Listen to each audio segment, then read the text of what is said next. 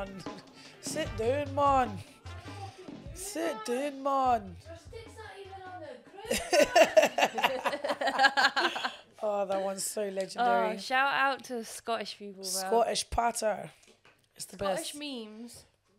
Scottish memes are probably one of my favourite things in the world. Yeah, I just love watching compilations of them. I think from time I see that kid singing Woffrin, Soffrin, Slay. Slay! Stockings to be up. Oh my God. Legendary. So funny. Yeah, the Scottish memes definitely play in my head like multiple times a day.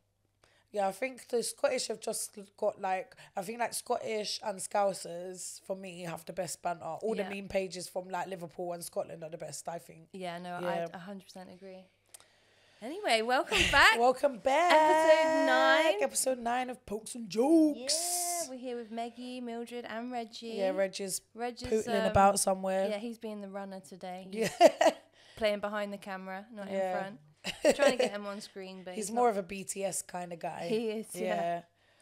Oh, but we got Meggie and Mildred hanging out with us. How you been, Jen Wen? I've been good. My throat is a bit hoarse. When is it not? Yeah. Literally, I need to like really get these tonsils out, but they're just adamant not to take them out. It's the NHS for you. Oh, here he is. I need to have 6 proven cases in a year to get my tonsils taken out, and it's like, but listen to me, bro, and I need my voice for my life. Yeah, exactly. My That's work. your bread and butter. Why are you wet? But yeah, I'm good. How are you? I'm good. I'm very relaxed. I had we've both had a little country break, haven't we? We have indeed. I went up to Worcester, really nice. Yeah. Not as posh as I thought. Yeah. I know last week I think it's Gloucester's more posher, innit? Yeah, they had a cracky edge to it, so I felt comfortable. Yeah. I felt right at home. Yeah. But there's beautiful countryside all around it. Went to like a hotel spa in the country. It was like a country estate. Ooh. Yeah, it was really beautiful. Kind of like gentleman vibes, you know, like old country estate, but it turned into a hotel. And they had this really beautiful spa with like a pool and this crazy, like, I've never seen a hot tub like it. It was like this huge hot tub, but it was half indoors, half outdoors. There was like a door in the hot tub you could go through. Shit, son, that's bougie. It was pretty bougie, yeah. It was really nice. So we just like sat out drinking like tea and in that outside hot tub just chatting shit. Oh, that sounds gorgeous. Absolutely lovely, yeah. Yeah. And you've been in the countryside as well. Yeah, I've been out in Cunch. You've been living it up with the community. Yeah, I went to visit my friends live in like this little off-grid community thing called Green Broom, which is like in Woodcote. I think it's near Reading. And it was amazing. It was the first time in a long time that I went to see a community and like actually felt excited and wasn't just like, oh no. Yeah. Because like, as you well know, like when you like go through squatting and eco villages and stuff like that, don't get twisted, like they're amazing. But I think because obviously it's like a bit more of an open door policy.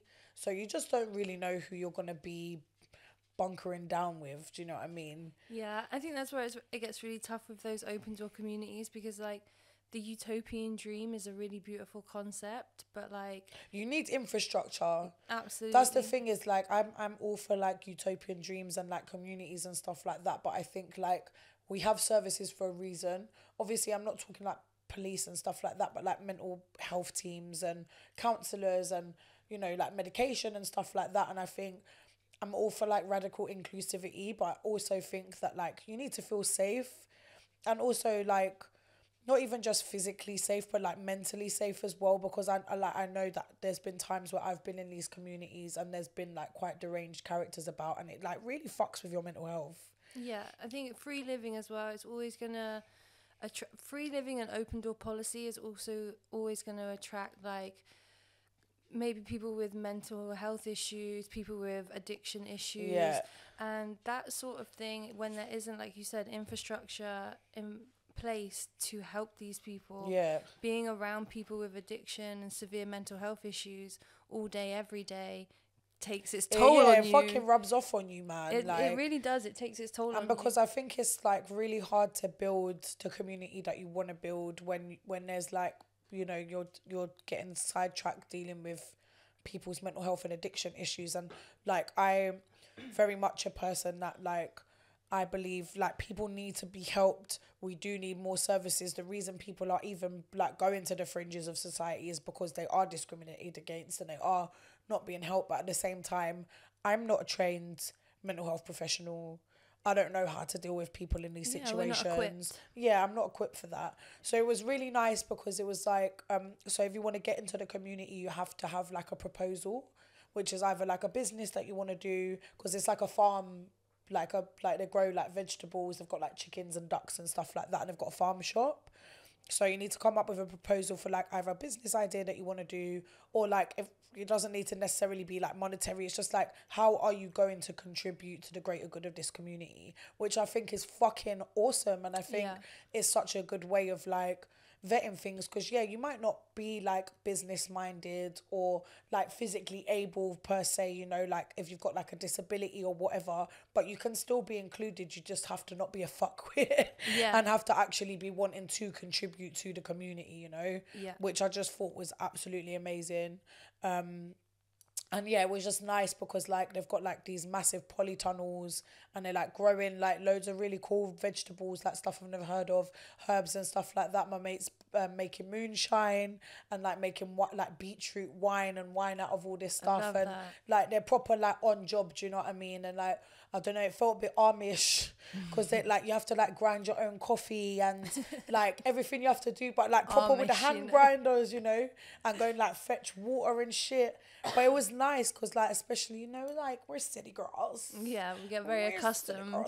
Yeah, I'm accustomed to my creature comforts, you know what I mean? I like everything easy peasy, but it's nice sometimes to actually have to like have a bit of get up and go to like make things happen. Yeah, reset, and it makes you kind of appreciate how good you got it when you come home.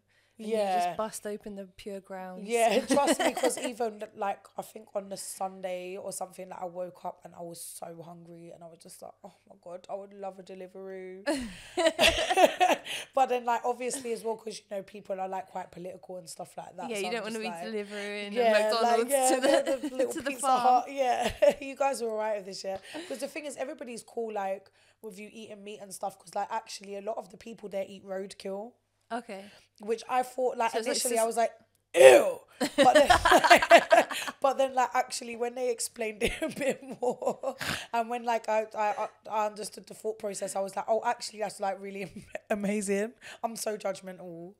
No, but also you think of it like you think roadkill, you think roadkill, and you think like some little flat rat. Do you know what I mean? You know, like in the cartoons when they've got like a tire marks going through them and that. But in the English countryside, it's very common to see like pheasants and things like that that have been here, and you know we eat pheasant all the time. It's on fucking Michelin star restaurants. Exactly, so. But what I would just rather have it with a Tesco sticker than, do you know what I mean? And because at the end of the day, like as long as it's like fresh, like that's still gonna be put to good use. People make stuff out of the skin. Yeah, absolutely. Like, you know, they'll get bone broth and everything like that. It's just getting over the initial idea that the animal was like hit by a car and left on the side of the road. And that's where I just feel like let's maybe come up with another name than roadkill. Do you know what I mean? I feel like roadkill is quite aggressive. What would you call it? I don't know, like accidentally butchered, accidentally fooded. I don't know. Nature's choice. Yeah, nature. Like, well, it's not really nature. It's hit by a, you know, a car. Just like Mother Earth intended. Because a lot of the people there are like, there's like obviously some people who are like vegan, but then there's people who are like freegans that they will only eat like skipped food or like roadkill or something like that. And I feel like I don't think that's for me personally to like live my whole entire life by that. But I just think it's really cool that people actually like do this stuff and stick by it as well. And also not like mad judgmental. Because obviously we rocked up with like packaged sausages and burgers and because shit, like there's a fire barbecue something, do you know what I mean? But people weren't like, like everyone was like, no, like thank you for bringing food and just really grateful for that, which was nice. That's good. Yeah. So yeah, it was really cool, and I think I'm gonna start going there a bit more regularly. Get your country fixed, reset. Yeah, because it's shit here, man. London's so whack. You love the countryside, Reg? Reg was loving it. Off lead. Oh my gosh, yeah, he was off lead all weekend, and we were just like, he was just following me everywhere I went. and just seeing little Reggie in the moonlight in the bluebells. Oh, Oh my bless. God, it was so magical. Literally like a little fairy dog. I love that for you, Reg. You Yeah. deserve it. You It was deserve it, super. honey. He does. He deserves a little country retreat. So yeah, he's gonna be coming out of London more, and I think that was Reggie's first time out of London. Yeah, I guess so. Since we got him up north, so I can't remember. I don't. Have I taken him down to my dad's before? Maybe. No, I don't think so. I think this is probably his his first little time out of London, and first time probably like actually in some nature. Wow. How did it feel, bud? You look grounded. You look very zen. Oh, yes. Little Zen yawn there. Little zen Oh, it's a hard life, innit? Oh, your chanclas aligned? Oh, your chanclas Are aligned. your little chanclas in the microwave? Is that what's happening? Oh, Yeah, you come back with a little tinfoil hat. yeah. And pump full of conspiracy theories. Anarchy! I'm trying to put the lead on him. Get off me, you leash lover! Bless him. Oh, so good. Burn it to the ground. Good for you, babe. Yeah, that's great. Yeah. That sounds really fun. Yeah, it was nice to switch off for a bit. Did you... I know you did, because we've kind of talked about it a little bit. We've been trying to save it for this, though. We watched Baby Reindeer. Oh, my gosh. Everyone's been watching Baby Reindeer. It's obviously like number one on Netflix right now. But fucking hell, absolutely amazing. Yeah. There's so many different like levels as to why I love it. But it's just really nice to see like that's number one. That's like just like it's so different. And the fact that the guy had the courage to like write that about his own experiences, and also as a man to talk about abuse, like especially from another man, do you know what I mean? It's not something that's really spoken about as Especially often. because he was also working out his sexuality, Yeah. or, you know, like... Or was it him that gave him that, or what, do you know what I mean? Like, that's a really hard thing to deal with. Yeah. Yeah. No, it was really... I thought...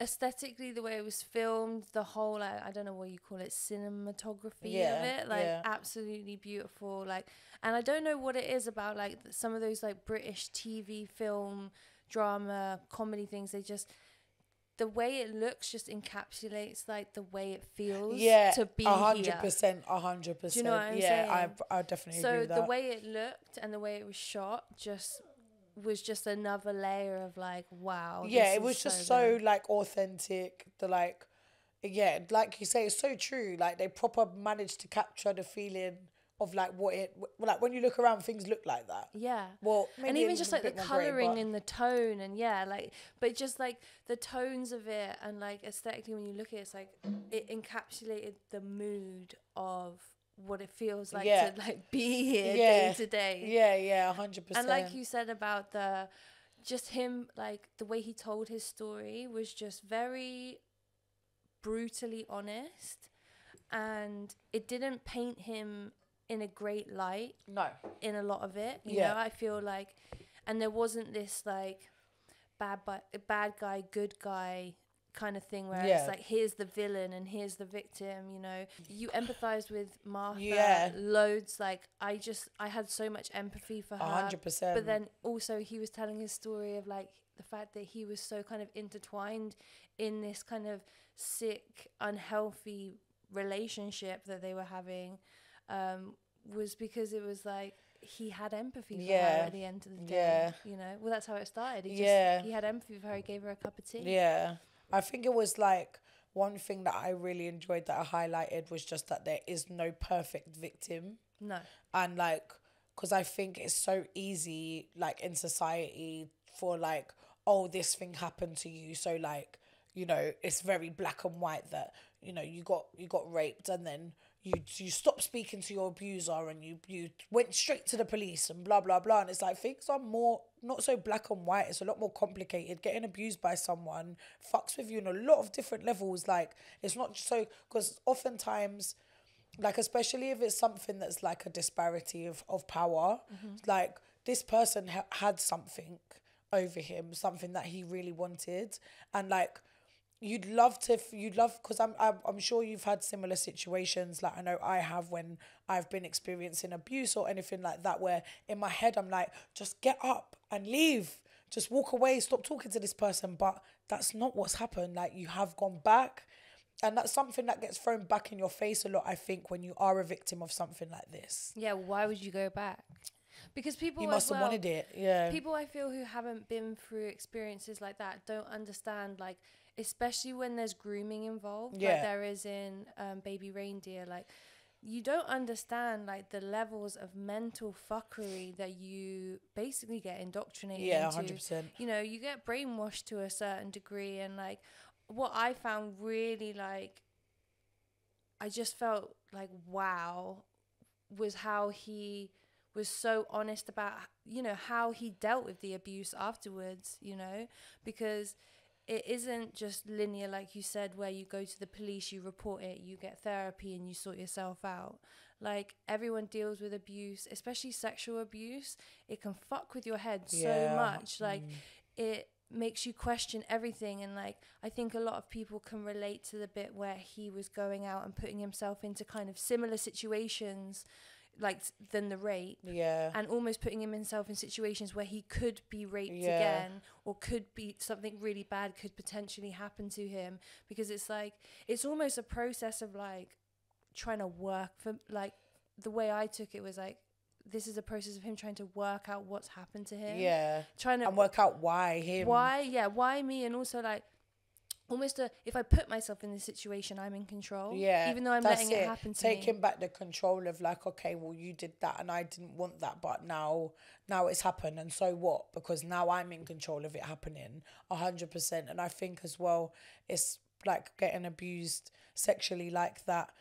It does make you have a lot of shame and you have a lot of blame in yourself, especially when it's done by somebody that you got close to and that you let into your life. And that's part of what abusers do, is, like, whether they do it verbally or not, they subconsciously gaslight you, especially where the guy was acting so normal after it as well.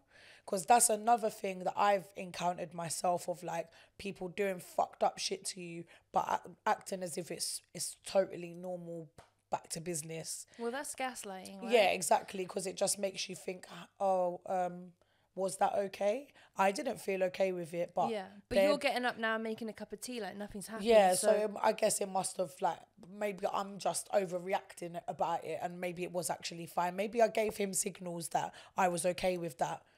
I don't know about you, but also because of, like, when I was in relationships with people and I was in abusive dynamics, I was also taking a lot of drugs. Yeah.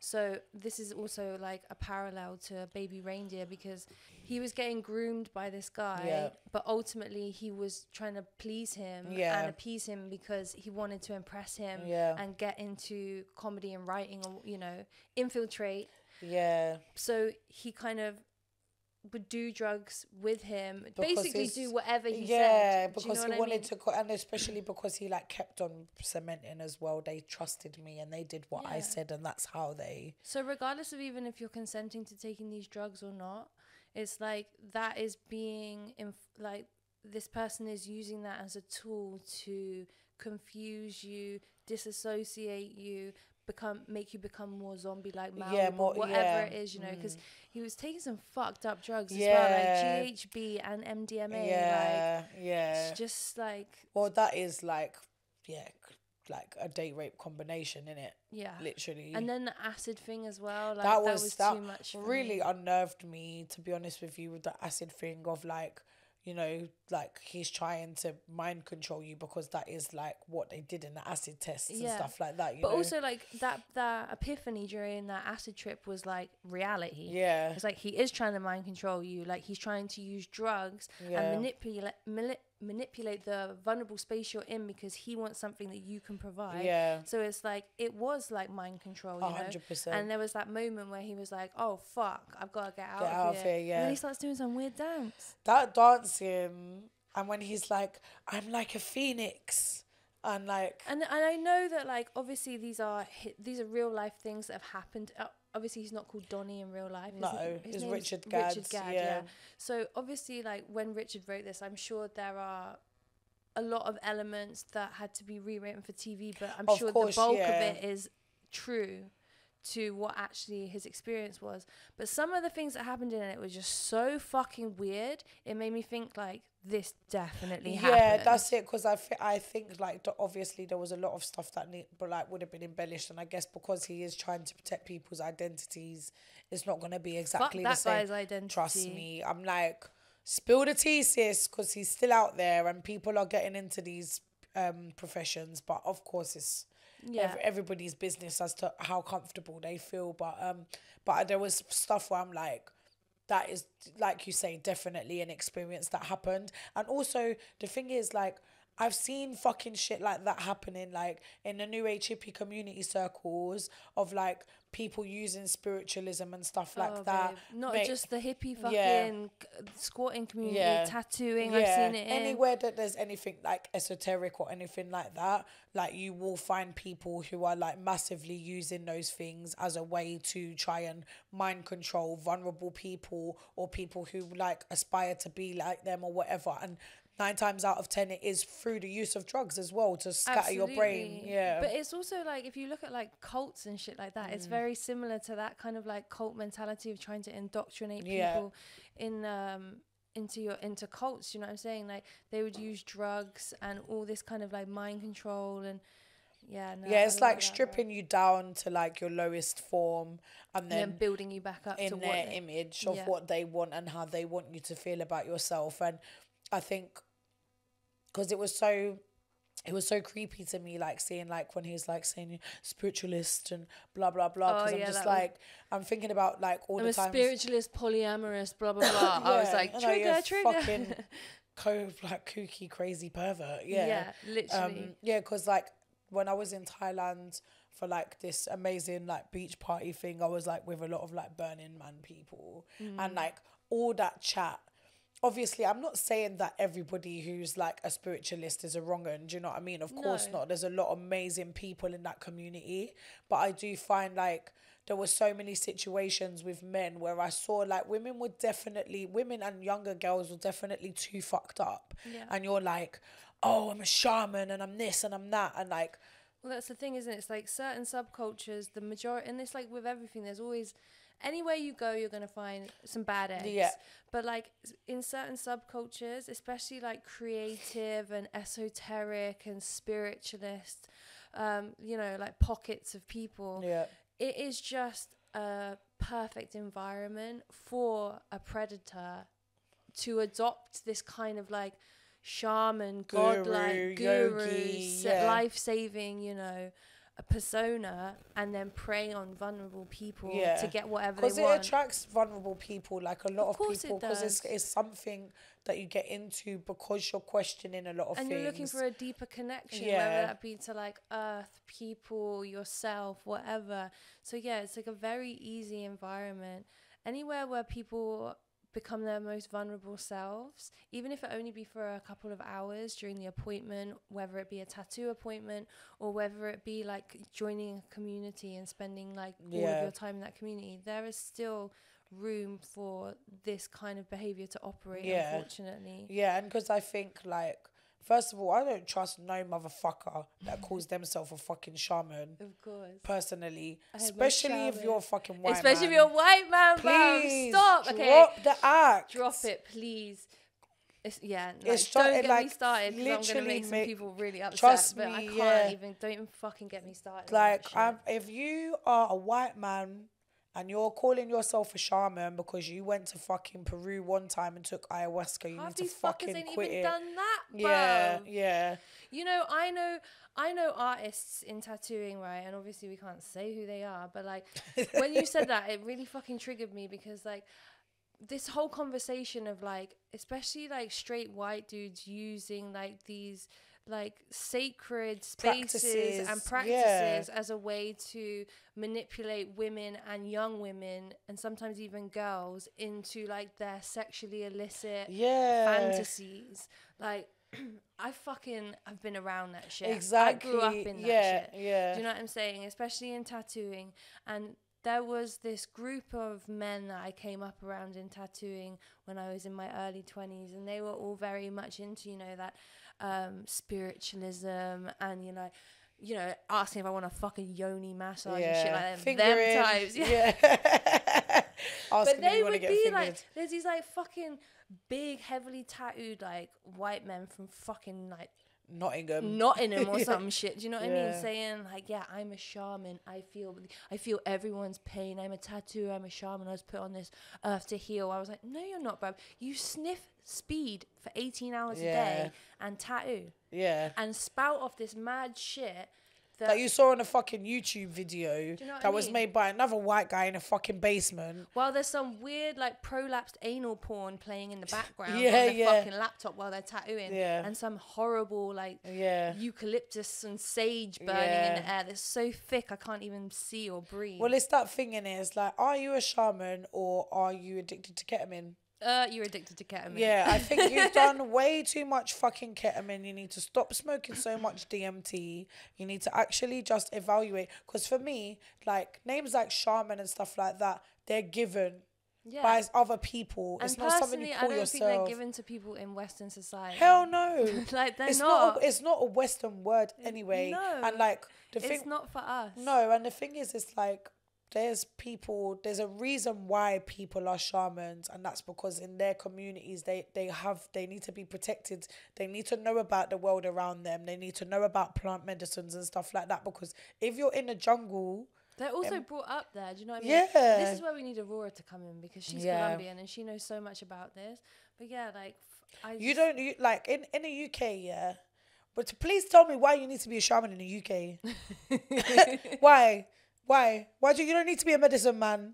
We got medicine men, they're called GPs. Do you know what I mean? No, for you're real. just doing it for your ego. If you do want to seek out plant medicine and stuff like that, I'm not saying like, because Nah. I've done ayahuasca and I've done Canva and things like that. I'm not saying that we can't, like, I personally don't believe that plant medicine should be gatekept like that. But as far as administering it and going and doing like, and knowing about this and saying like, I'm a shaman. No, bruv. Like, no, and because it's always like, I always find that it always comes with some sort of sexual something.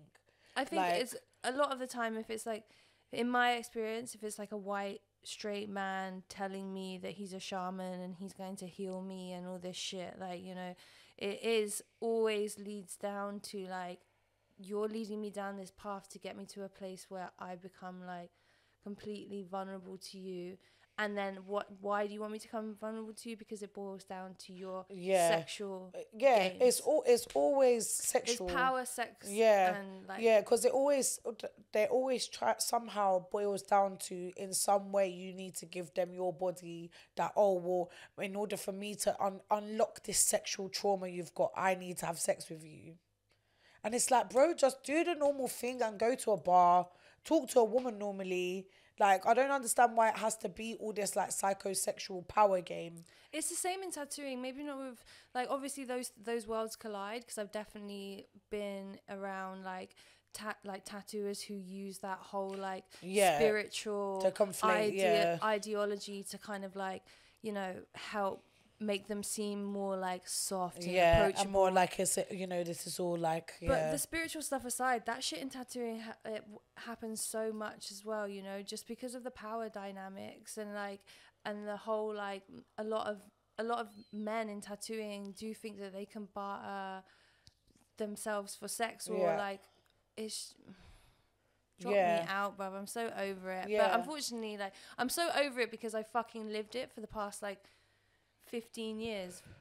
But it's one of those conversations that does need to be had. But again, just to bring it back to a baby reindeer, that's why I'm so glad that not only documentaries and stuff are made, because obviously we watch a lot of documentaries firsthand, but I think to creatively, because I'm sure it would have been very therapeutic for him to just sit down and make a documentary and, you know, be in an interview setting and talk about his story. But to make it must have been very healing for him in a lot of ways. But also, one thing I did think when I was watching it is like how fucking strong of a person this guy is, because to talk about what you've been through is one thing, but to reenact it, to reenact very traumatic things that have happened to you would make or break you, I Yeah. guess, you know. I don't know if I would have the courage. I don't think I would have the courage to be able to do that. Yeah.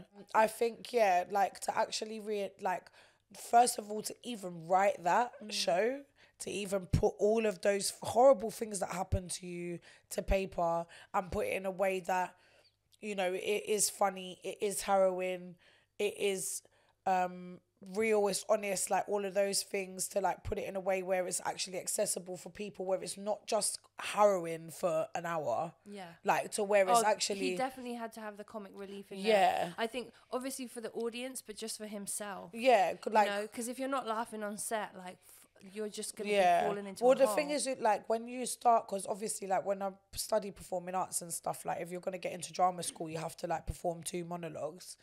And like, so I ended up having to read quite a lot of plays and monologues and monologue books and stuff like that. And like the amount of plays that you're just like, where is the comic relief? This is like, the story you're telling is amazing, but it's like, it's harrowing from the jump, you know? And I do feel that to be able to tell such a powerful and horrible story, but tell it in a way that is still...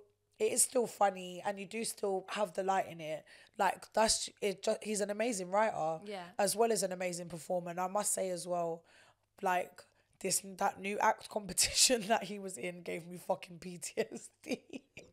Oh, what, in the show? Yeah, because even like when he goes up to Fringe. When he goes up to the Fringe, and then also the new act competition that Martha keeps singing at. Oh yeah, yeah. Because like the thing is, obviously that baby reindeer has just like completely shaken up the comedy circuit.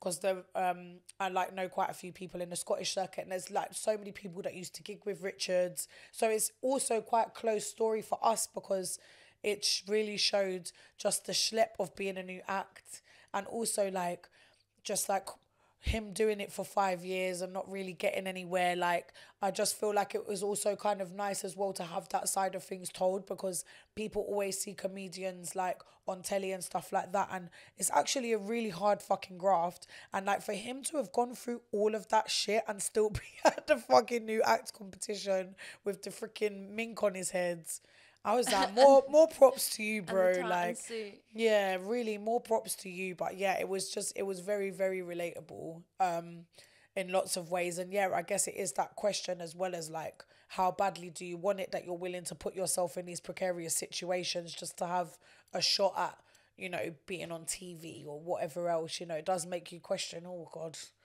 It also like showing like what you really have to go through as a comedian to actually make it. It was also like, because of the abuse that he went through with that guy, obviously that in creative industries, that stuff happens all the time, you know. 100%. Like you were talking about the power dynamics of everything. So it's actually a really like beautiful way to warn people as well. Like, this is what happened to me. So like going forward, maybe have your wits about you, man. And if it seems too good to be true, it probably is.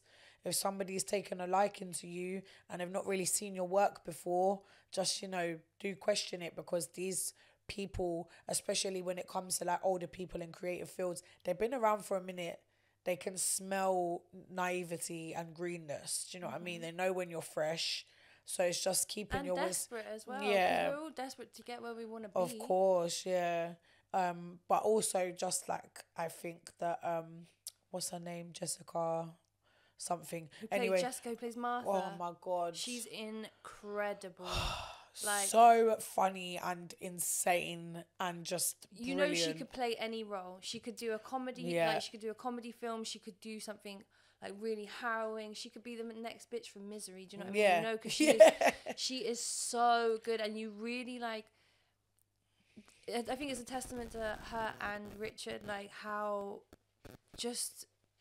You love her. Yeah. You empathize with her. You want the best for her. But also, this bitch is moving crazy. Exactly. And you're also just like, stop derailing this man's life. Yeah. But also, you're like, with him, you're like, just stop tell her to leading fuck off. her on. Yeah. No wonder she keeps coming back, because you just keep feeding. Like, I don't think he meant to, but it was like he was breadcrumbing her. Do you know what I mean? I'll hang your curtains. Oh my, her face. you dirty bumhole bumhole bastard! Oh my god, that is the best line from the whole thing. Oh my god. When she was shouting that, I was I was like, this is fucked, but this is absolutely fucking No, hilarious. I thought the portrayal was amazing to show like the duality of that character, and I think they did really well as well to like, because obviously Martha is fabricated. That's not who his actual stalker was, but I think it was really nice to like make you feel different things, because again, it's like we say, like, these things are not black and white. People are not black and white. People can do fucked up stuff, and you can still actually find like that you're feeling sorry for them, because there is like humanity there. Do you know what I mean? Yeah, of course. And I think as well, like, just touching on you know, the subject of like him being with a trans woman and getting more into like his queer identity and stuff like that. I think it was nice to just see someone admitting like their shame about it, and that actually like that was really fucked up. Yeah, and this is the selfish things that I did because I felt shame. Exactly. Of the Yeah, like, because a lot of people, I think, you know, a lot more people are into like are slightly queer or somewhere on the spectrum than they would let themselves admit. And I think it was nice to see like a very straight, like quite masc presenting man being like, yeah, like, you know, I did have these experiences, and I did feel this way, and I did struggle with it, but it's all right to admit to yourself that, yeah, I'm struggling with it. And I think if there was a bit more of a conversation around that, of like men being able to express that, you know, there would definitely be a lot safer for trans people, you know, because people wouldn't be so angry about it within themselves. Yeah, but he definitely touches on that, you know, because you like, it's the thing, you have empathy for everyone in the situation, and you understand it from all sides. Her name's Tony? Terry, sorry. Yeah. So yeah, Terry, she, like, obviously you felt, she was like the voice of reason in the whole program. Do you know what I mean? But you ultimately felt sorry for her as well, because she was getting fucked over because of his shame in the situation. Yeah. But then you felt empathy for him because you understand that he is surrounded by these like hyper masculine toxic hetero boys in the pub, and that impacts him on a day-to-day. So it's like you empathize with everyone here. Exactly. And that's what I liked about the show. In all, it's like, it's not talking about the black and white. It's talking about the grey area. And because I think it was really nice as well, because like one thing it highlighted is that like trans people and queer people, like, they don't owe you being that voice of reason. They don't owe you being that experiment. They don't owe you anything. They are people too. Yeah. They want the same thing as everyone. Like, we all want the same thing. We want love. We want to be respected. We want to be held. We want to feel safe. Like, and I think it was really nice, because it was just like, you know, a lot of people use queer people and trans people as like, I'm experimenting, I'm figuring out my sexuality, or like, you know, or like a counselor or a confidant, because obviously they've been through more things than, you know, your average Joe. And I think it was just nice to show like, actually, no, like, we're all people. Like, just be upfront about what you want, and, you know, let's not hide anyone in the shadows. But yeah, I just think it's I also thought amazing. Terry was incredibly understanding about all the situations. Trust me. But that was the therapist in her. Yeah. But boy, if man stepped backwards off a tube when he was coming back to my house, yes, I will be showing up at your new act competition, but I'm bringing eggs, I'm bringing stink bombs, like, I'm bringing you're bringing your silly own props. spray. Yeah, because that was crazy disrespectful. It was a fucking great scene though. It was. You were like, oh my god, I'm the look of, she's just like, what the fuck? Yeah, because and like when you see him going back, you're like, I was thinking to myself, he's not gonna do it. He's not gonna do it. He's not gonna do it. And then I was like, bro. And that's the thing, is like, when you see his behavior, I think you feel the least sorry for him at some points. Even though he's the one going through all this stuff, you're like, bro. Because at every turn, you're like, you could have just took the way out, but then you took the way into the mess further. But I think that was nice as well, because I think like we've all had times where we've been that self-saboteur of like, oh, here's the easy way out, and I'm just gonna hit the fuck it button instead. And not that it's an excuse for the way he treated Martha at times, and also the way that he treated Terry, but also like, if you take into consideration everything man's going Exactly, but that's how it gets you as well, because the first like 3 episodes you're thinking, what is my man doing? Yeah, you're thinking you're a prick. Following her home. Yeah. But then when you see that, you're like, oh, and then it all starts to make sense, and I love that as well. I just think, yeah, you smashed it, bruv. Smashed it. Yeah, if you want to come on the pod, Richard we'd Gads. we'd love to chat to you. We'd be glad to have you. Oh, amazing. So is it time for period confessionals? Yes. Well, did you want to talk about your Under Your Skin that you just filmed? Oh, yeah, let's talk about little first. Laura Whitmore. So I finished shooting the next episode of Under Your Skin today with the incredible Laura Whitmore. She is absolute fucking sweetheart. Like really, what a legend. Yeah, just really nice, really nice lady. Like really nice to talk to. Just felt like hanging out with one of my friends. Honestly, we did a really cute tattoo. Hi Meggie. We did a really cute tattoo on the back of her neck, because obviously she's an actress and she's she's a TV producer, journalist. She does it all. Like she's a triple threat. So being on TV so much, especially with like the acting roles that she does, because she just finished shooting a feature film. It's like her first feature film, which is amazing. But she was saying about how like she has a few little tattoos on her wrists and stuff, but it takes like an extra couple hours just to cover them up in makeup. So she has to be really careful about where she puts them. So we decided to do it on the back of her neck, kind of high up in the hairline.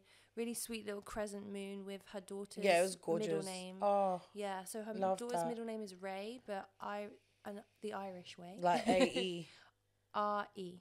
R-E. The E with the hyphen. Okay, yeah. And it means new moon. So oh, wow. That's why we had the little moon. Oh, that's gorgeous. Yeah, it was really nice to chat to her. She, obviously, like, I know her from just TV, like, presenting Love Island, because I'm a bit of a Love Island. Yeah, you're a Love Island girly. I know, yeah. So I knew her from that, but then it got brought to my attention. She did this documentary series. It's a 3-part series on ITV. Hopefully she'll make more, but it's called Laura Whitmore Investigates, and it's her, but not how you've seen her, because it's her like a journalist, you know, making documentaries, but also about things that are really kind of intense subjects. So there's 3. One's about incels, one's about rough sex, BDSM and that world. Yeah. And then also one about cyberbullying. Yeah. I've watched the cyberbullying. Haven't watched the cyberbullying one yet. That's on my list to watch tonight. But we were chatting about it, and she was like, yeah, they're very intense documentaries, so watching them all at once can be yeah, back to back. Like, especially the rough sex one, because like the BDSM one, and just being a woman, like it was like, you know, you relate, and if not triggered, you just get a lot of the shit that's gone, like that they're talking about. But it's super interesting, and it was really nice to see her in more of like a journalistic light, where she's actually like having proper conversations and getting to know people and getting a bit more in depth with things, into the nitty gritty of certain things. And really amazing programs. Definitely think if you're want to watch, I think you'd really. I'm watching tonight, for sure. That's really tonight's good. Viewing sorted. You have to feel like in the right mood to watch documentaries like that, but you know, like so worth the watch and really important because of some of the conversations, especially about the one she did about incels, where she actually goes and meets a couple of these incels who, for anyone who doesn't know, incel stands for involuntary celibate. So she talks to a few people. She goes to America and talks to one guy. My tummy is like really rumbling. I so think hungry. Like you guys have been. Can you hear it in the thingy? I'm like so paranoid. You can hear it on the microphone. Yeah, my stomach's been rumbling. Yeah. But yeah, she goes and talks to some of these incels. One guy in America who's all like masked up and just. She does it perfectly though, because these are the sorts of guys who like they want a reaction, especially out of women. Well, that's why they would have even said yes to do it in the first place, is because they think they control her. Yeah, and they think that they can rile her up and get a reaction out of her, but she doesn't. She goes in there, she's so cool, calm and collected, but she's also really nice and just herself, and really like just inquisitive about like wanting to understand the mindset of these guys, you know. But yeah, drop me out. I don't know if I'd be able to keep my cool in a room full of incels talking absolute crud. No, because it's just like, we get you're a bunch of fucking virgins, but like, There's plenty of puss out there to be had. Do you know what I mean? You just need to start being respectful. Of course, you're not gonna get laid when you're like saying this kind of fucking inflammatory shit about women. I don't want to fuck someone who doesn't like me, who thinks that my existence should solely be based on that. It was interesting what she was saying, because obviously, like, there's been this huge like boom of kind of misogynistic rhetoric going on, definitely, like yeah. the Andrew Tates of the world, and like this whole kind of like narrative that's being pushed that like we should go back to the 40s. Yeah, traditional, women trad should wives and all that. Yeah, subservient to men, or women are subservient to men. That's like, this is the argument that they're trying to push. But like, obviously there are levels of misogyny, but like, when you have like a really and I'm not saying I agree with any levels of misogyny, just side note, but like there are levels to it, and when you have these like real radicalized pockets of like misogyny, because I feel like that's what like incels are, because it's like you hate the thing that you want, and it's like that's so fucking backwards to me, like. But yet you're lacking to understand that maybe it might be your attitude towards women rather than women as a whole. Not saying that there might not be incidents where men who claim to be incels, or men in general, haven't been treated like shit by women. Like, women treat men like shit sometimes, but it doesn't mean that you can like go say and like, just it's not about the whole community. And also like women, everyone treats everyone like shit. Exactly. Get over it. This is the world that we live in. Like, the world that we live in is not a nice world. And also, if we're going to really break it down, like, and we're going to talk about men treating women like shit and women treating men like shit, I'd like to say we've had it probably tougher. Yeah, I think that, like, suffice to say that, like, things have been pretty bad for women. Yeah, so let's just, like... And a lot of the stuff, anyway, of, like, the way that they... like, things that they complain about and ways that society expects them to be is because of the patriarchy.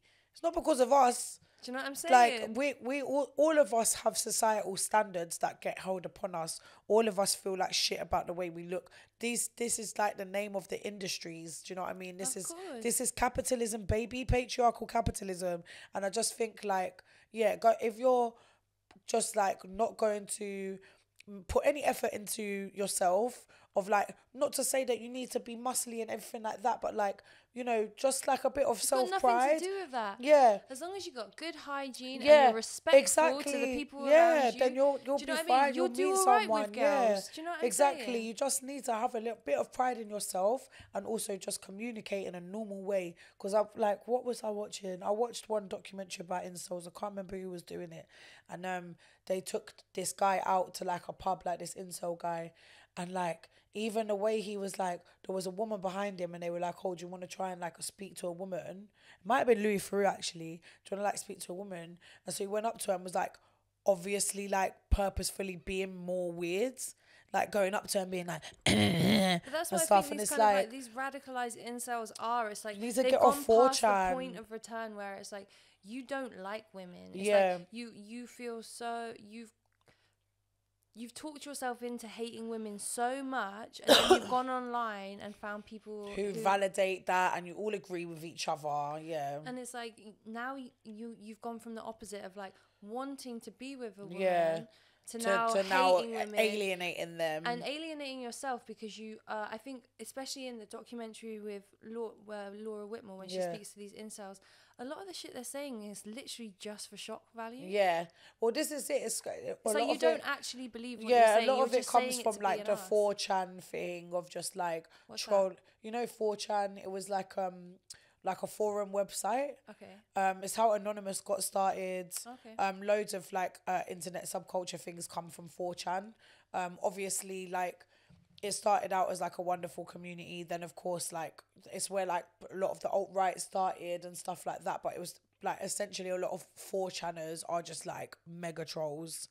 And because incel and stuff like that was initially started by a woman who felt like she couldn't get a partner. Originally, it was like a femcel community, and it was actually for women that feel pushed to the sidelines by men.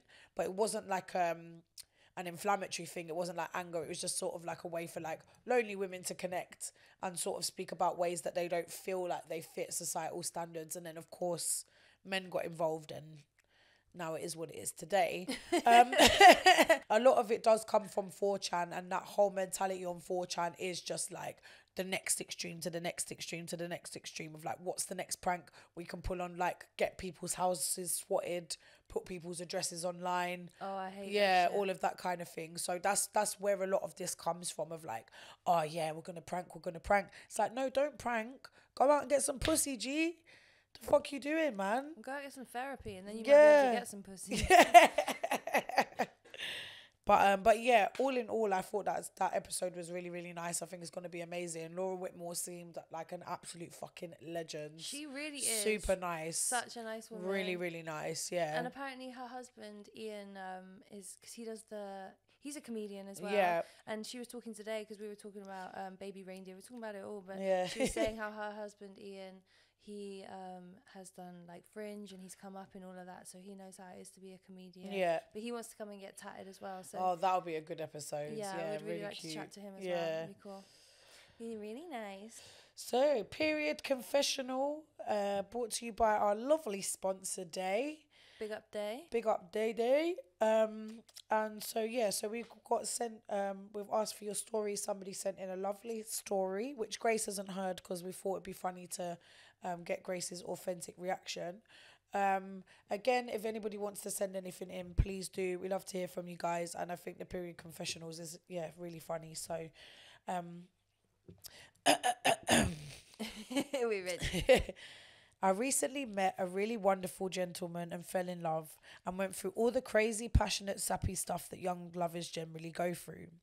Anyway, we're both sort of these young adults that never dated during our adolescence, so everything was novel to us. Everything. Going on dates, kissing, making out, etc., etc. Now, because we are two hard-working loner types, we never expected that we each were going to engage in sexy times during the school year, or ever. I was pretty close to accepting spinsterhood. So when we were fumbling around one night, we didn't have a condom on hand. We're young, and overall we are just not ready to have kids, so we make plans to continue with the coitus the following night once we've bought the condoms. Big up for coitus. Yeah, big up the coitus and the cunnilingus.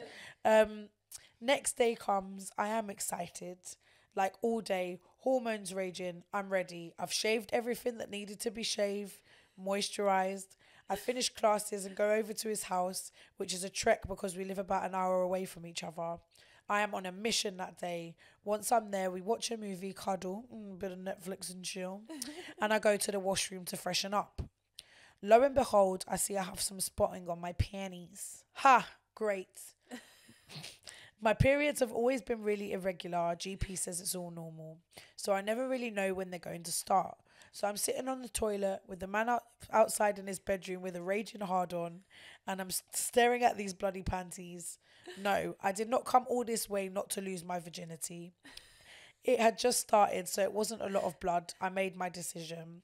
I took off my underwear, wrapped it up in toilet paper, and shoved them into the bathroom garbage.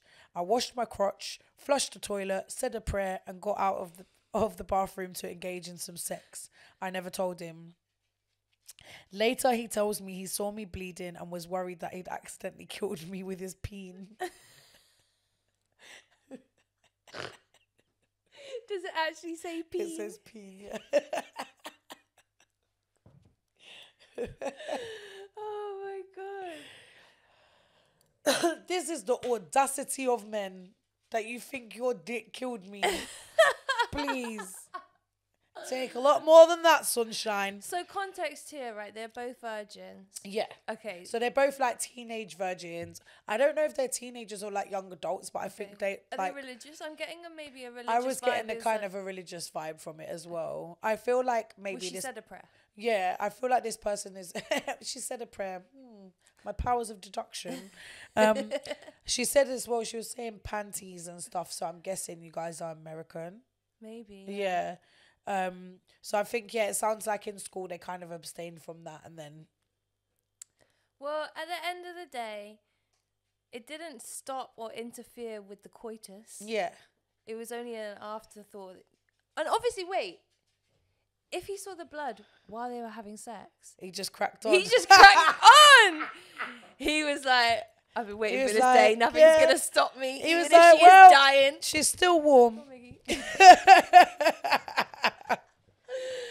She's That's probably crazy. thinking the human body has 8 pints of blood. It's okay. That's true, though, actually. Were you sleeping with Jeffrey Dahmer? Oh, my goodness. Yeah, and girl, if you slept with him again, maybe you should... Maybe you should check his hard drive.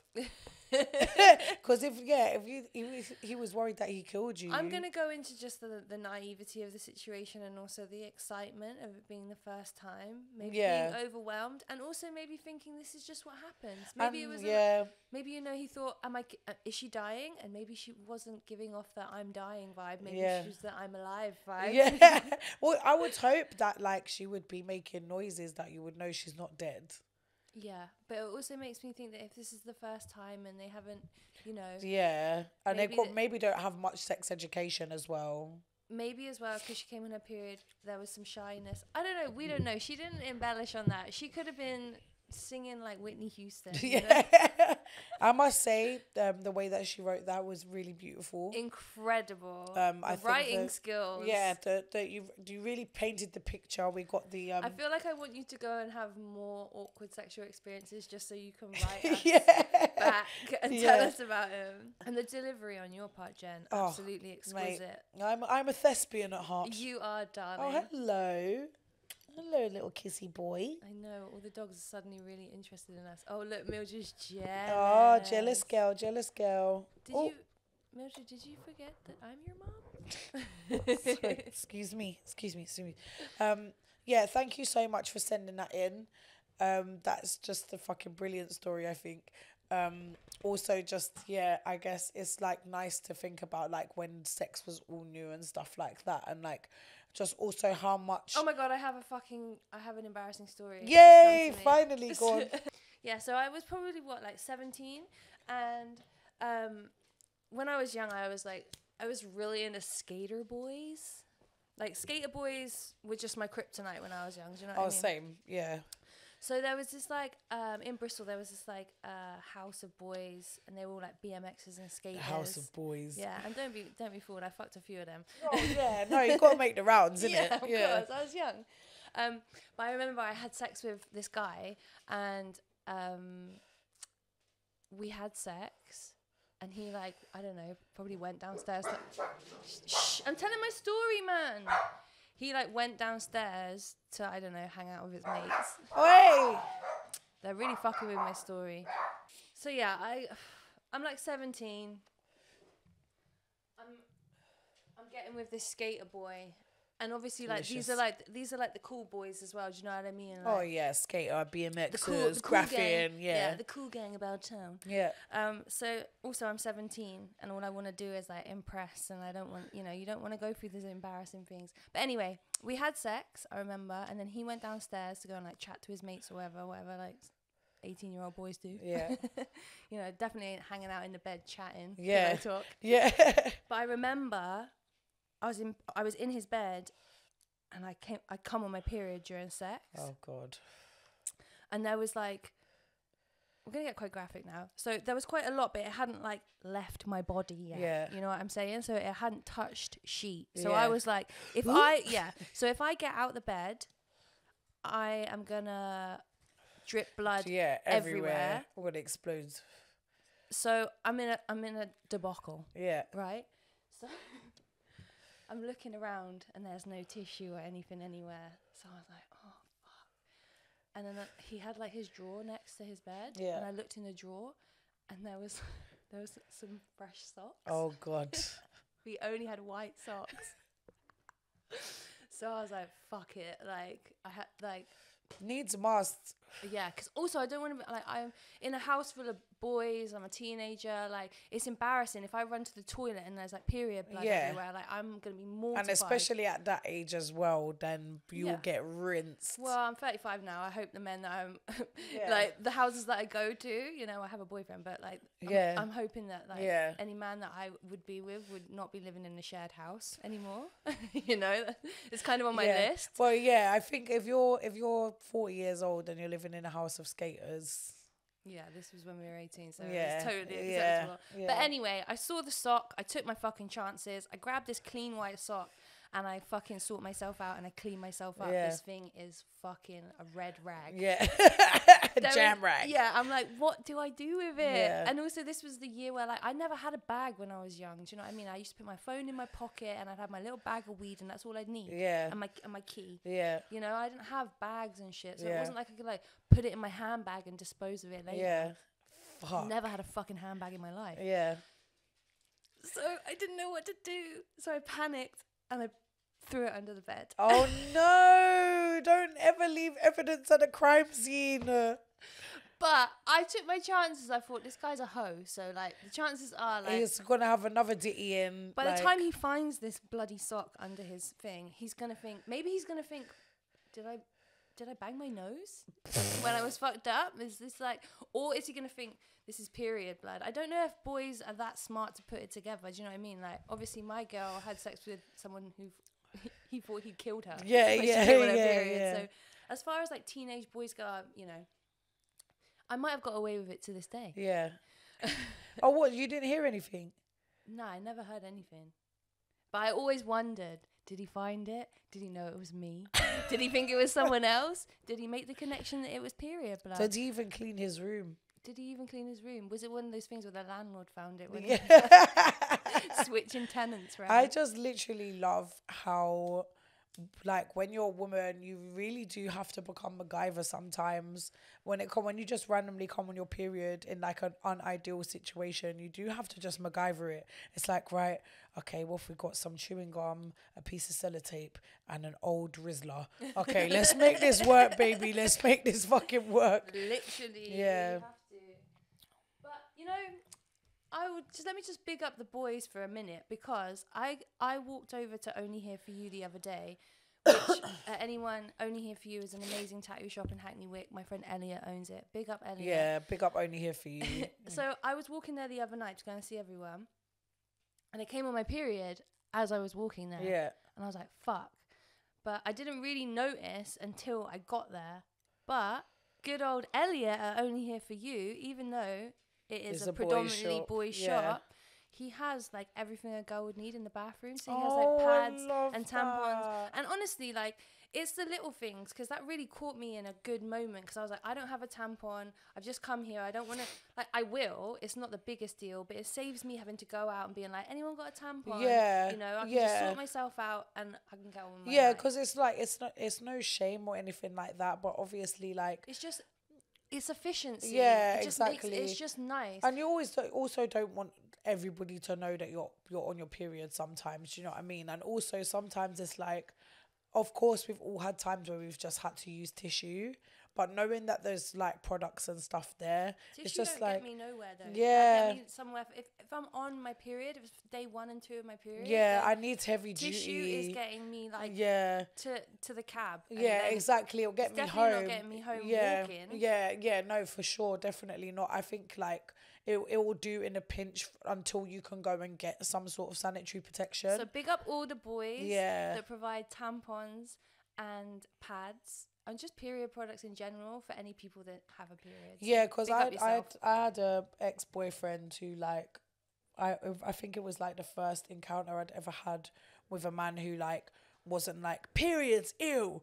Like he's like, oh, It's our period. I'm getting sympathy pains. No, not like that, but just like actually went out and just got like, he was at the shop. Do you want anything? Yeah, I've come Picture on my up some pads. period. Can you grab me some pads? And just like, oh yeah, what type do you use?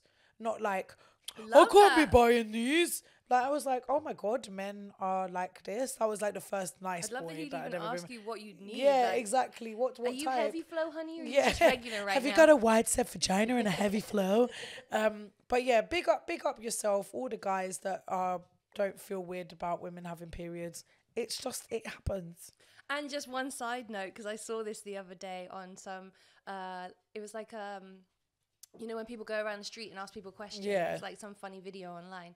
And it was girls asking guys questions about periods and vagina. I think this was actually a Daye thing. Periods and vagina. Periods and vagina? Do you have a vagina? Do you get a period? But they were asking guys, like, one of the funniest questions was, how do girls pee with a tampon in? And most guys are like, they have to take it out, or they'd be like, oh yeah, I've always wondered that, It was making me crease. Oh, it's actually kind of cute. It is cute, but if you didn't know, there's actually 3 holes. There's not 2.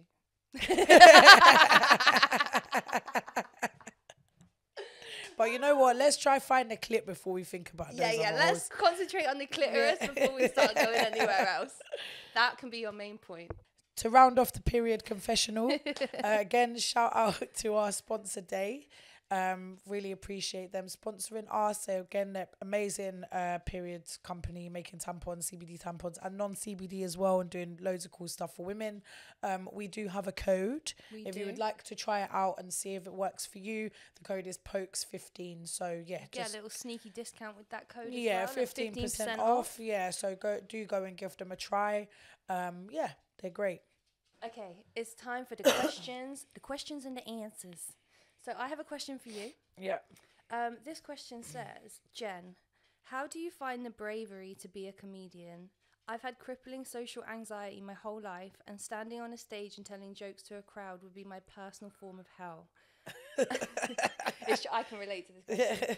I have so much admiration for your ability to do it. How do you talk yourself through stage fright and find that courage? Oh, wow, what a great question. That's a great question. I guess I am kind of brave. You are so fucking brave, bro. I would, no. I think I feel like it's either in you or it's not, because there's also actually one thing I will say, most comedians are quite socially anxious people. I think it's a great way to get over that. For the first 100 times I did it, I would be visibly shaking on stage because I'd be so pumped. Yeah, so pumped, full of adrenaline, and also just so nervous about doing it. But I think once you do the first time, even if it only goes minorly well, the buzz that you get from when you're fucking smashing it and every joke is hitting and you're making people laugh, it's a feeling that you don't get from anything else. And like a high in itself. Yeah, it's a high in itself, because also obviously I'm a person that I've dibbled and dabbled with drugs. Have you? Have you, babe? I never knew. Yeah, I dabble. I've taken drugs. I like taking drugs, whatever. And actually, since I started doing comedy, I have found that I have been getting on it less, because I think I'm a thrill seeker and I like to have that immediate gratification, and comedy is something that really gives me that. And also it's just nice to make people feel happy.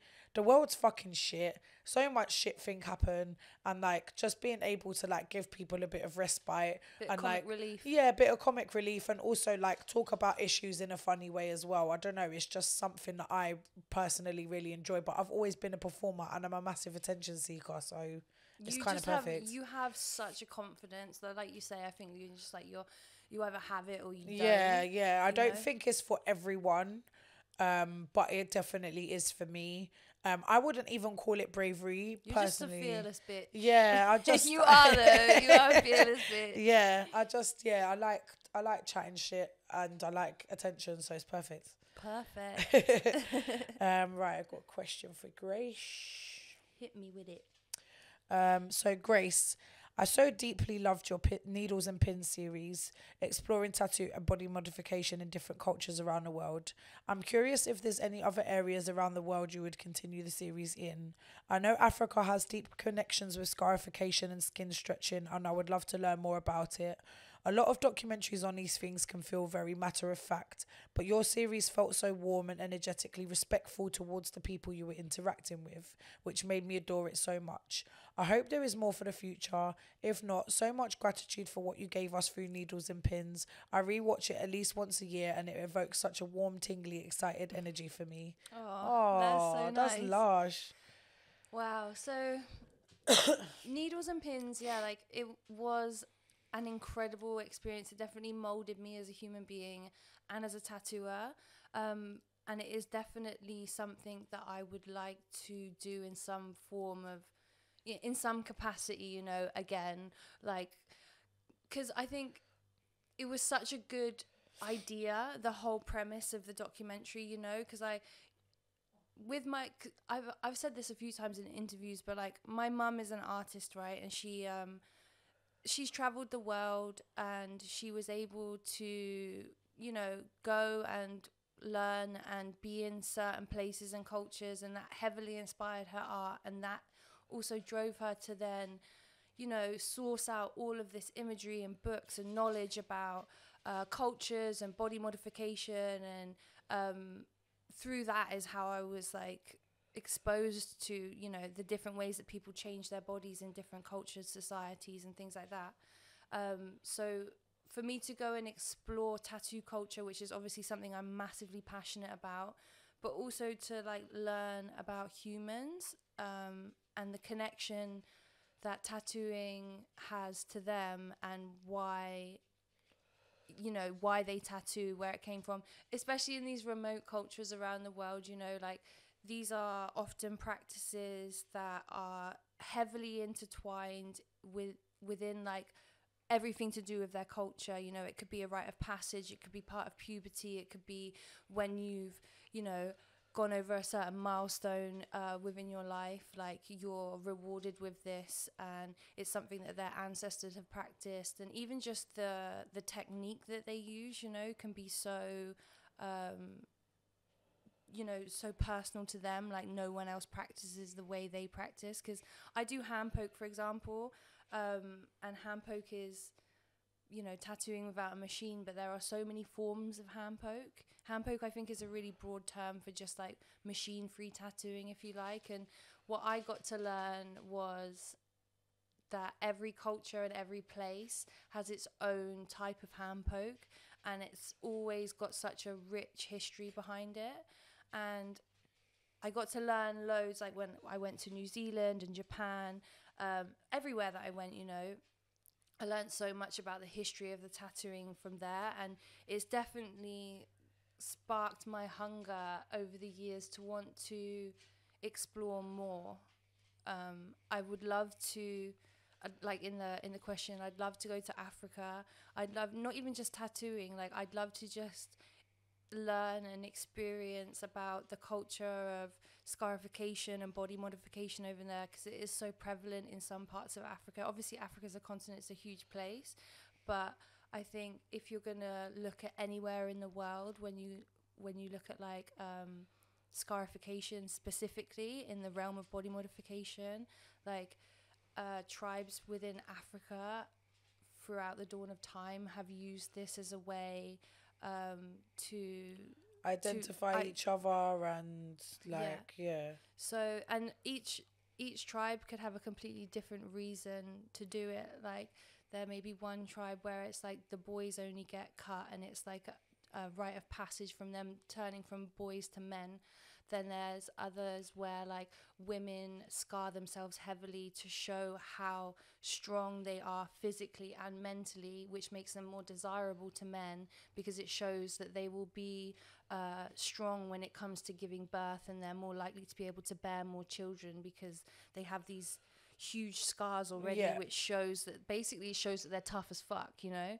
So there's all these really amazing, interesting reasons and behind these practices, and that really intrigues me, and I'd love to learn more about that. And also Thailand and Asia in general, like the tattoo and body modification culture is like very you know, has been there for a very long time, and I'd love to learn about that. I don't know a lot about it, but I know in Thailand they have like festivals where men and women like adorn themselves in these different like contraptions, essentially, where there'll be like metal rods and spikes like poking into their body, or they'll have like skewers going through their cheeks, or they'll have suspension hooks all over their body, and they do this like almost like ritualistic festival where they all partake in this. And when you introduce, for me personally, I've learned through my own experiences with body modification, like when you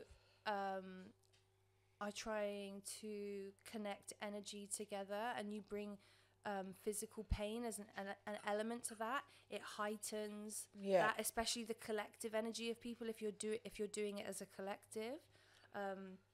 it's really interesting that how different people in different cultures have used that as a way to intensify, you know, energetic and spiritual practices. So yeah, like all of that shit I'm just so interested in, and I would love to go anywhere I could to learn about it. So if there's any, you know, big cats out there that want to fund us going around the world and learning about tattoo culture, like, I've got some amazing ideas, so hit me up for the sponsor. hit us up, because I think you can clearly see that Grace and I traveling, asking questions and learning things would just make great entertainment for people. Of course. Sponsor us. You, your uncle, your nan, whoever, it doesn't matter. As long as they're a millionaire. As long as they got loads of money. Exactly. Okay, so this is for both of us. Jen and Grace, as females, we all understand the deep misogyny I would assume all women experience. What would you suggest any male allies watching this can do to better support the women in their life? I guess it's like anything when it comes to allyship. You just listen and you try and learn their Period. Period. You just try and learn their experience, because obviously, like, if you're an ally, it means that you don't live that experience. And, you know, allyship is beautiful. We can all be allies to everyone around us, because we're all different. But yeah, I think that the main thing would be just to listen. And I know it's hard, but try and put yourself in their experience. And, you know, it's hard for us to understand what it's like to go through something when we haven't gone through it. But we can all have empathy, and we can all, you know, understand that there is a huge power imbalance, that's the word I'm looking for, between men and women. And that's just the first layer of it. There's so many layers to it, because, you know, for me as a white woman, like, I experience misogyny, but I experience it differently to a woman of color. So it's understanding that there are levels and complexities to everything. But yeah, I think in a nutshell, just listen. Yeah, I totally agree with that. I think if anybody's ever going to be an ally to anyone anyway, you should never try and make your voice the more heard one out of the person that's actually experiencing, like, the... Because allyship is about showing up. It's not about being the voice or anything. It's just you are there to literally show support. Exactly, to show support, and then also to use your platform to help others. And I think, listening... It all starts with listening, and really listening. Also, as like any minority will tell you, like, being heard is such an invaluable thing, and feeling actually heard, and not just feeling heard to fill a quota. So yeah, what Grace said is bang on. Listen to the women in your life, ask questions to the women in your life. And yeah, like, if someone says they've been through some fucked up shit, don't fucking do it. Yeah, and that's also believe them. Believe them, yeah. Believe them. But yeah, I think that's the end of this podcast, this Pokes and Jokes. Chat. Yeah, thank you so much for tuning in. As usual, if you do want to send anything in, because we love hearing from you guys, please email podcast at FFTV all right, let's do that again. If you want to send anything in, because we love hearing from you guys, please send it into podcast at ff-tv.com. I did it wrong. Just do what you want. It'll be on the bottom. For all you audio listeners, it's podcast at FFTV. No way. All right. Is it .co.uk? No, it's .com. Podcast at ff-tv.com. Woo! Yeah, it's been lovely chatting to you, Jen. Lovely as always, babe. And yeah, looking forward to hearing all of your questions, and keep your confessionals coming in, and we will chat to you next week. Bye.